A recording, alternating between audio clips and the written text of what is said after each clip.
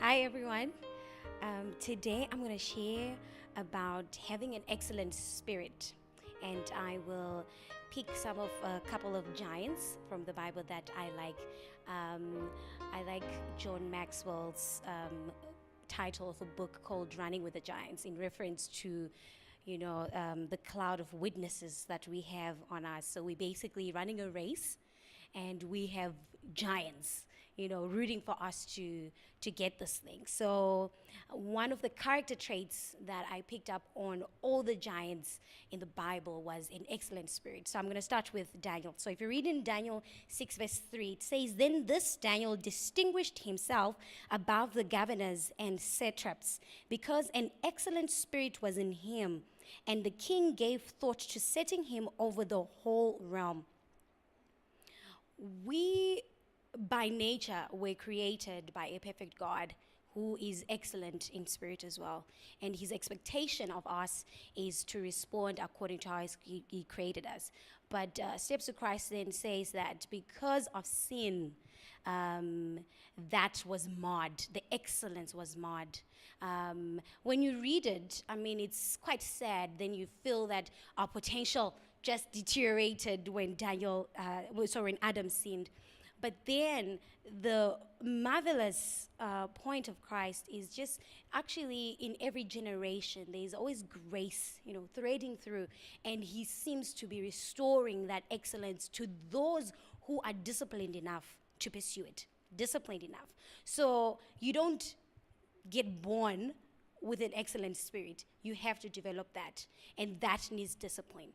And you will realize that all those big giants in the Bible, your Daniels, your Joseph, anyone that you can think of from the top of your mind, all those guys had an excellent spirit, but they had a discipline. And I think that is one of the things that our generation needs. Most of us want to succeed, whether it's in the ministry, in your work, or in school, whatever it is that you might need, but we lack the excellent spirit to discipline ourselves. And so I think the best distinct character trait of Daniel throughout all the people that he lived with and worked with in his generation was that he distinguished himself because he had an excellent spirit. Okay, so we were created, according to Steps of Christ says, we were created to be thinkers and not confined to other men's thoughts. I'm paraphrasing that.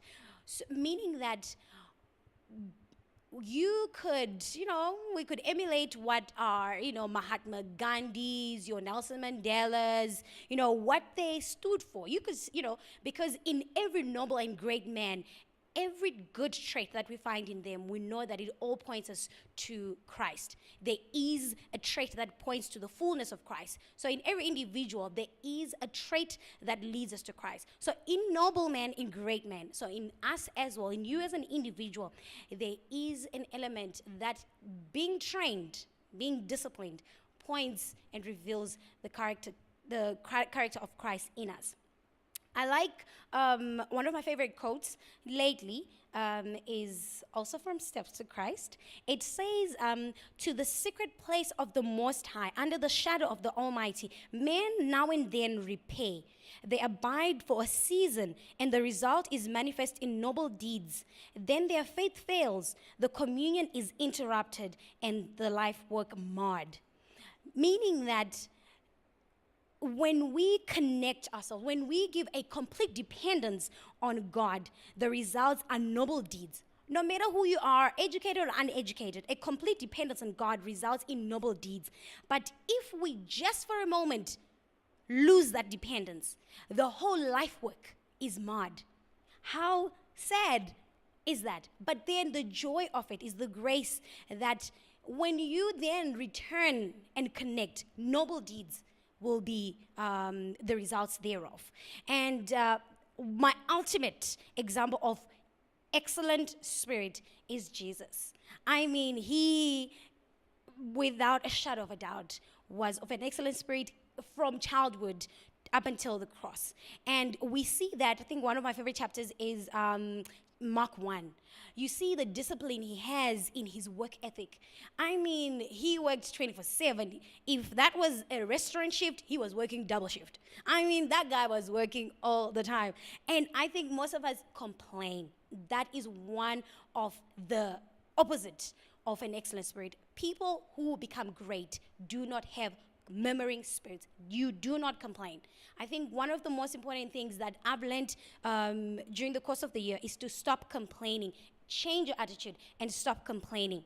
When you see that you are now within a group of complainers, change the group setting. And we see that by, the Israelites, they murmured on every route. If anything happened wrong, they would always complain. But we then have a giant again planted in that situation, Moses, who would always then bow down and pray for the Israelites, asking for forgiveness on their behalf, and yet they remember and complaining about him. That says a lot about the kind of leadership that when you let God control you, when you give complete dependence onto God, the results are noble. I'm so glad that God didn't just say, I require 1, 2, 3 for you to have an excellent spirit. I require you to just be disciplined. And then, he gives us examples. I mean, that today, Moses' writings are in the White House in America. I mean, who doesn't know about the 10 Commandments? Just because that guy decided to completely depend on God, that will never die. No matter who you are, whether you choose or not to believe, Moses' writings will always stand. So God will do amazing things that will stand through generations and generations to come if you completely depend on him. And total dependence for me is a holistic thing. Excellence applies in our health. You can't be healthy without exercising, without eating healthy.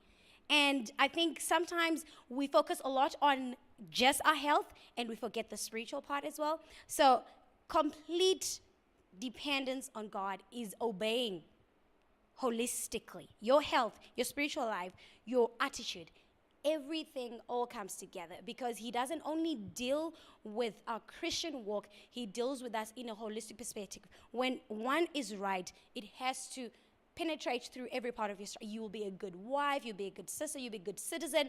I'm telling you, this thing is amazing. And just like Daniel, the king at the time then set him apart and he gave him to be ruler over a whole realm just because he decided to distinguish himself and become a man of an excellent spirit. So yeah, that is it for today.